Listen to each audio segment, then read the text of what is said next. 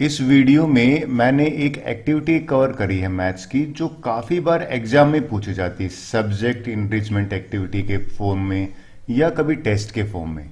क्या है क्वेश्चन है कि भैया find approximate value of √2 plus √5 या कोई भी दो इरेशनल नंबर है ना उनकी अप्रोक्सीमेट वैल्यू। ध्यान दीजिए अप्रोक्सीमेट की बात कर रहा है, ये एग्जैक्ट की बात नहीं कर रहा, क्योंकि इरेशनल जो नंबर है ना उनकी वैल्यू अप्रोक्सीमेट ही होती है और हमें ज्योमेट्रिकली करना है। ये as a activity generally class में पूछा जाता है।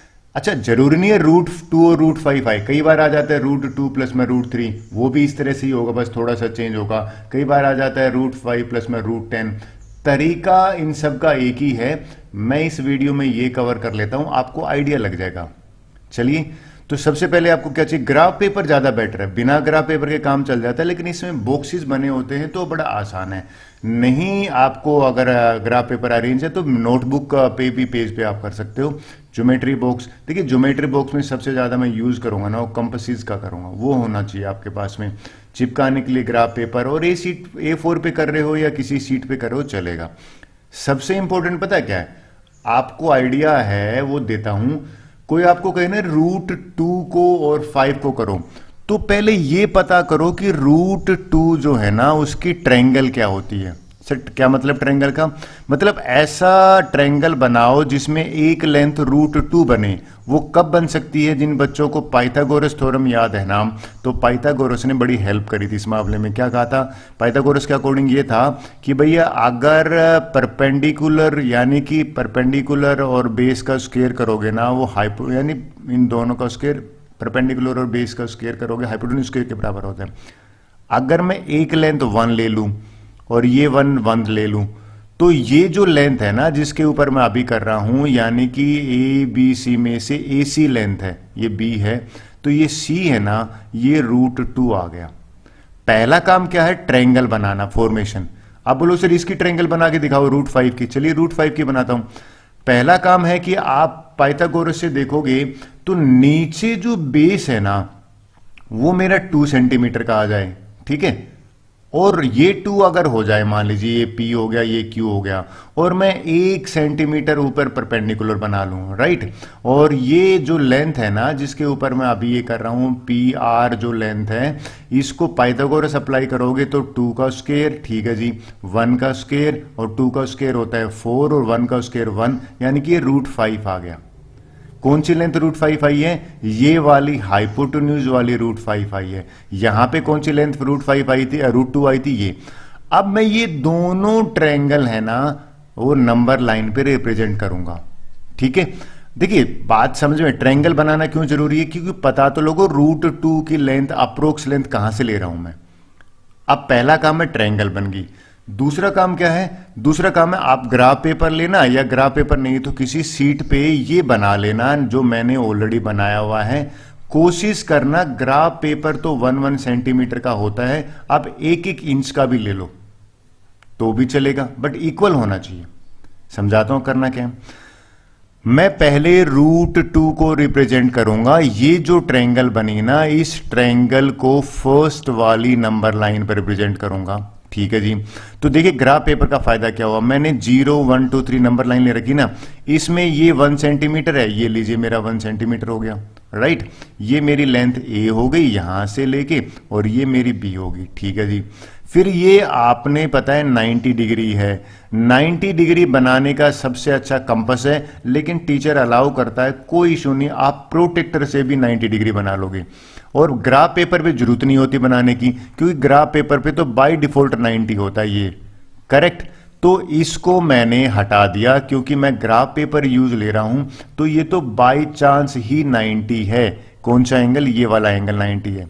बस मुझे ये जो लेंथ है ना, इस लेंथ को आगे यानी कि बनाना है, इस तरह से बनाना है। ऊपर बना लिया मैंने, ये बन गया।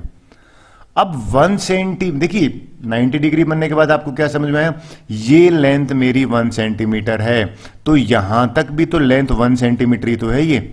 और आप अगर इंच ले रहे हो तो इंच लोगे, तो ये भी बेस भी 1 हो गया और ये भी 1 हो गया। अब मैं क्या करूंगा, इन दोनों को ज्वाइन कर दूंगा, क्या क्या, A और C को। तो स्केल ले लेते हैं और लाइन लूंगा मैं स्केल से, और इसकी हेल्प से मैंने AC को ज्वाइन कर दिया। ये जो AC लेंथ आई है इसको मैं लिख देता हूं √2। पहली नंबर लाइन पे √2 रिप्रेजेंट करना है। डन। अब दूसरी नंबर लाइन पे मैं √5 करने वाला हूं। तो √5 आज देखते हैं। √5 में आपने अगर देखा बेस कितना है, 2 है। तो मैंने 0 से शुरू करा और यहां पे ले लिया P, और P के बाद में ये 1 है, ये 2 है, यानी कि 2 सेंटीमीटर तक एक लाइन लगा ली। फिर 90 डिग्री बनाऊंगा यहां पे। 90 डिग्री कैसे बनेगा भाई, इसमें तो जरूरत नहीं है, इसमें तो सिर्फ और सिर्फ आप लाइन ड्रॉ कर दोगे ना तो भी चलेगा। लाइन कैसे ड्रॉ कर दोगे सर? जैसे मान लीजिए 2 पे मैंने एक लाइन वर्टिकल कर दी, करेक्ट। अब एक चीज नोट करना, ये जो लेंथ है ना ये मेरी यहां पे 1 है, एग्री कर रहे हो? तो यहां तक ये 1 होगी, R तक ये 1 होगी मेरी लेंथ, और ये लेंथ मेरी 2 होगी। तो पाइथागोरस थ्योरम क्या कहती है कि बेस 2 का स्क्वायर और 1 का स्क्वायर √5। तो ये जो PR लेंथ है ना ये मैंने बना दी, कितनी बन गई मेरी? ये बन गई √5। लिख देता हूं मैं, आपको लेबलिंग बहुत जरूरी होती है इसमें। ये √5 लेंथ है। डन। तो पहला काम मैंने क्या किया, √2 का रिप्रेजेंटेशन करा। दूसरा काम क्या √5 का करा। और अब इन दोनों को एडिशन जो है ना, ये जो नंबर लाइन है ना इस पे √5 प्लस √5 को एडिशन करके ज्योमेट्रिकली चेक करेंगे और कैलकुलेशन से भी चेक करेंगे। अब देखिए कंपास की जरूरत यहां पे आएगी, अभी तक तो कंपास की जरूरत नहीं आ रही थी। कैसे? ये जो √2 और √5 है ना इसको मैं मेजर करूंगा, तो इसके लिए मुझे कंपास चाहिए। ये लीजिए जी कंपास हो गया। अगर आप इस कंपास को रखते हो यहां पे और ये देखिए ये ना आपने √2 तक ओपन करा, राइट, ये √2 तक ओपन करा, तो आपको याद है कि टीचर इसको एक आर्क लगाता था। डन। सेम है ना, ये लेंथ आपको यहां लेनी है और ये लेंथ लेने के बाद में आप क्या करोगे, ये कंपास को लोगे 0 पे लग के और √2 की जो आर्क है ना वो यहां पे लगाओगे। ये लीजिए लगा दिया आपने, ठीक है। अगर आप भूल गए हो तो याद दिलाता हूं, ये आप ऑलरेडी कर चुके हो। ये जो होता था ना नंबर लाइन पे ये √2 ही तो होता था, ये जो लेंथ का आर्क लेने का मकसद होता था। चलिए अब √5 की बात करते हैं। ये मैं ले लेता हूं, ये जब मैंने पॉइंट ले लिया ना PQR, तो यहां पे मैंने लेता हूं M जो पॉइंट है वो ये वाला हो गया, और ये जो N है ना ये वाला पॉइंट हो गया, N वाला ये पॉइंट हो गया, ठीक है। MN जो है ना वो √2 यहां पे आया, राइट भैया। अब √5 का ले लेते हैं। कंपास आर्क लगाने के लिए कंपास लेने, ये मैंने कंपास लिया √5 तक ओपन करा, ठीक है। ये लीजिए √5 तक ओपन करा, ये लेंथ √5 है। तो नंबर लाइन पे तो इसको यहां से रिप्रेजेंट करोगे और ये सेम लेंथ लेनी है, ध्यान रखना, और वो लेके और ये जो 2 है ना इसके ऊपर रखोगे और 2 के रखने के बाद में यहां ये आर्क लगेगी। देखो मैं कहां रख रहा हूं, ये 2 वाले पे रख रहा हूं, अगर आपको समझ में नहीं आया तो ये 2 वाले पे रखा है मैंने यहां पे। ये जो लेंथ थी ना ये थी √2, यहां से यहां तक ये लेंथ जो है वो है √5, ये √5 होगी और ये √2 होगी, और इन दोनों को मैंने ऐड करा है।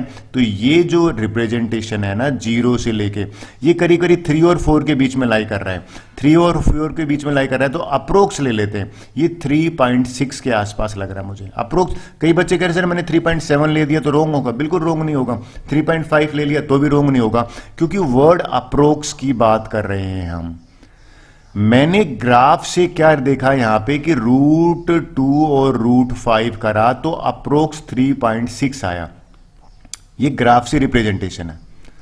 प्रोसीजर समझ में आ गया? सबसे ज्यादा यही होता है, आपको वर्ड्स में नहीं लिखना, एक करके दिखाना होता है।